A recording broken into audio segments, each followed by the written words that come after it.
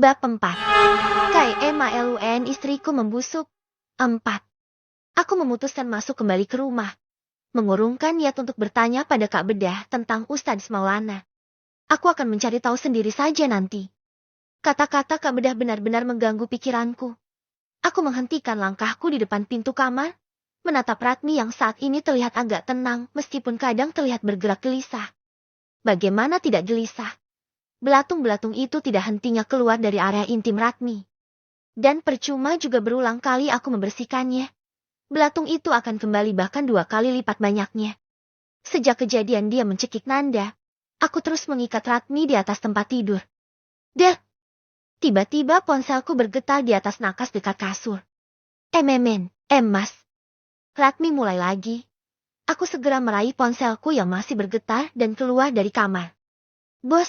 Akhir. Aku mendengkus kesal. Sudah pasti si bos bakal mengomel karena sudah 2 hari aku tidak masuk kerja tanpa izin. Dengan ragu aku menggeser tombol hijau dan... Woi, Anwar. Kemana saja kau? Kenapa libur tidak izin? Memang kau kira ini pabrik bakso milik bapakmu? Tanpa salam suara Pak Joko sudah menggema dari seberang sana. Aku menjauhkan ponselku dari telinga. Gendang telingaku serasa pecah mendengar teriakan Pak Joko. Assalamualaikum Pak. Maaf, saya salah Pak. Jawabku. Bukan saya yang salah, tapi kamu, Anwar. Teriak Pak Joko. Aku yakin air liurnya pasti sudah membasahi ponselnya kali ini. Aku sengaja diam. Apa? Apalagi alasanmu kali ini? Katakan, dasar. Orang miskin saja pada belagu semua. Malas bekerja. Lanjut Pak Joko mengomel, itu memang karakter Pak Joko. Istri saya sedang sakit Pak, dan beberapa hari ini saya mengurusnya.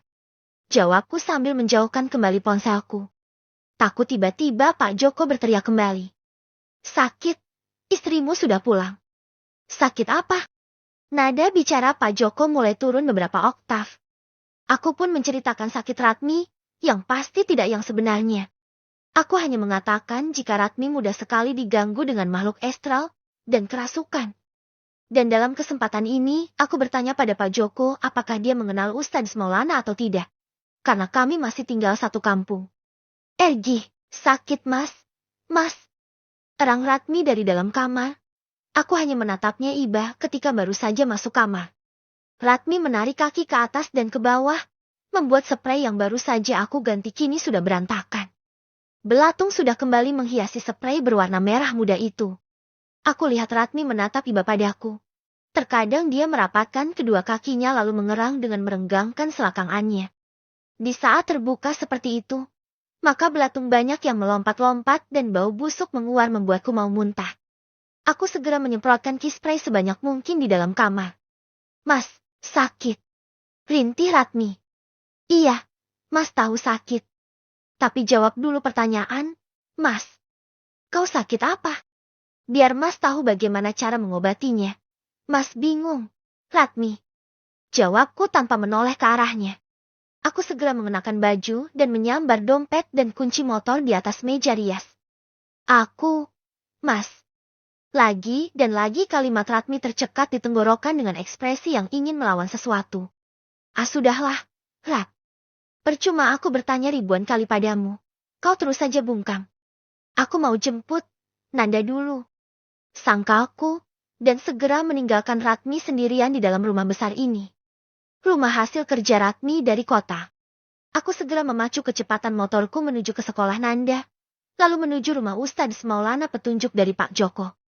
Assalamualaikum. Ucapku berdiri di depan sebuah rumah di samping masjid. Nanda sudah tampak gelisah, karena Ustadz Maulana tidak kunjung keluar. Aku hampir saja putus asa dan sudah mengajak Nanda untuk pulang. Akan tetapi tiba-tiba. Waalaikumsalam. Seorang pria parubaya berdiri di depan pintu dengan tersenyum. Di tangannya menggenggam tasbih. Aku dan Nanda segera menghampiri pria tersebut. Dengan Ustadz Maulana? Tanyaku sambil mencium dengan taksim punggung tangannya. Singkat cerita, aku segera mengatakan apa tujuanku datang ke sini. Tanpa sungkan aku menceritakan semuanya yang terjadi pada Ratmi dan meminta tolong pada Ustadz Maulana. Baiklah, setelah asyar nanti saya akan ke rumah Ananda Anwar. Ustadz Maulana setuju membantu. Alhamdulillah, nanti saya akan menunggu Pak Ustadz di depan gang. Jawabku merasa lega sekali. Besar harapanku pada Ustadz Maulana agar Ratmi bisa sembuh.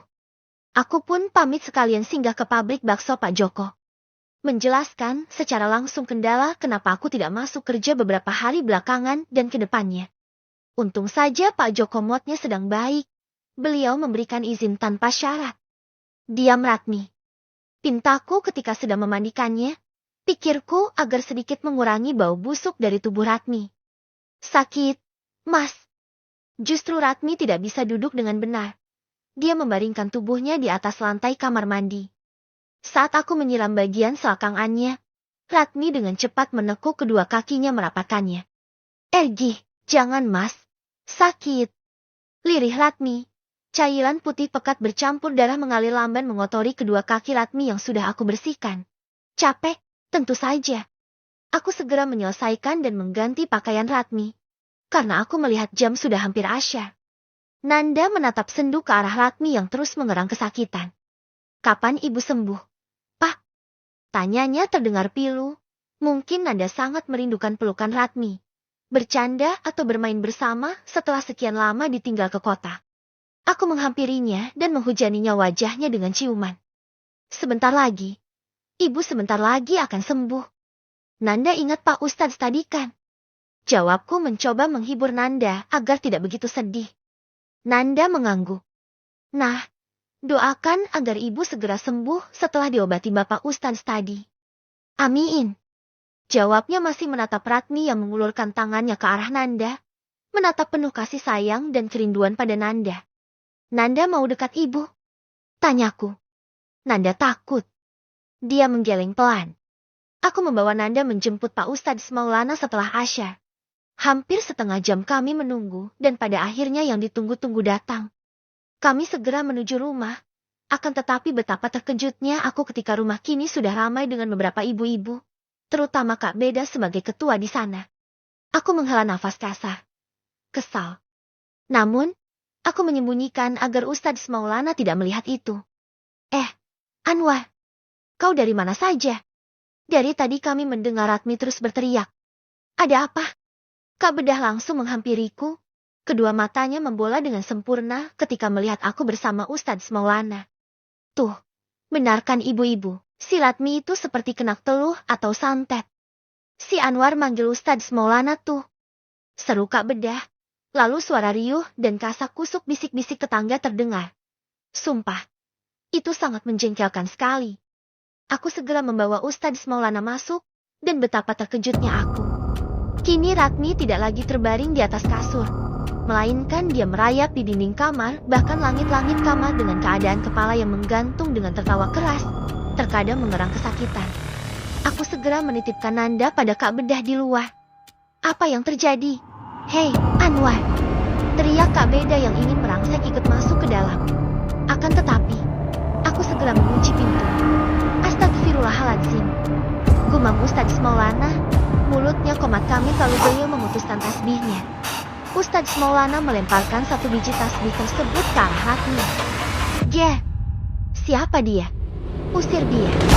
Bentak Ratmi tubuhnya berasap ketika tasbih tersebut mengenai tubuhnya. Ratmi, sadarlah, turun dari sana. Aku mulai khawatir jika Ratmi terjatuh. Aku berlari ke sana kemari mengikuti Ratmi yang merangkak dengan santai di plafon dan dinding. Kedua mata Ratmi kini terlihat menghitam keseluruhan, sangat tidak normal. Akan tetapi, aku tetap saja tidak berpikir negatif. Auzubillahiminasyaitonirrajim. Bismillah. Ustadz Maulana terus saja membacakan ayat-ayat suci Al-Quran dan doa yang dia ketahui. Dengan cepat tangan Ustadz Maulana melemparkan beberapa tasbih dan Ergi. Brug. Tubuh Ratmi terjatuh di atas kasur. Aku segera menghampiri Ratmi dengan perasaan tidak karuan. Tidak terpikirkan olehku bagaimana bisa Ratmi menempel pada dinding seperti cicak. Belatung kini berserakan entah di mana-mana. Ustadz Maulana segera mendekat dan membuka sorban miliknya. Menutupi wajah Ratmi dengan sorban lalu menekankan satu buah tasbih di jidat Ratmi. Ratmi berteriak histeris. Ergi, lepaskan. Lepaskan aku. Bentak Ratmi. Ustadz Maulana memintaku untuk memegangi kedua tangan Ratmi. Aku terpental menghantam dinding dengan sekali hentakan tangan Ratmi. Uguh. Rintihku. Merasakan tulang ekorku seperti patah. Ustadz Maulana masih membacakan ayat-ayat suci Al-Quran. Tiba-tiba Ratmi. Hui. Belatung bercampur dengan cairan nanah dan darah keluar dari mulut Ratmi kali ini. Belatung-belatung dari area intim Ratmi melompat dengan cepat seperti menjauhi Ratmi. Dengan susah payah, aku berusaha bangkit dan membersihkan mulut Ratmi menggunakan tanganku. Ratmi terkulai lemas. Tidak bertenaga lagi. Alhamdulillah. Ustadz Maulana menarik tangannya yang menekankan tasbih di jidat Ratmi.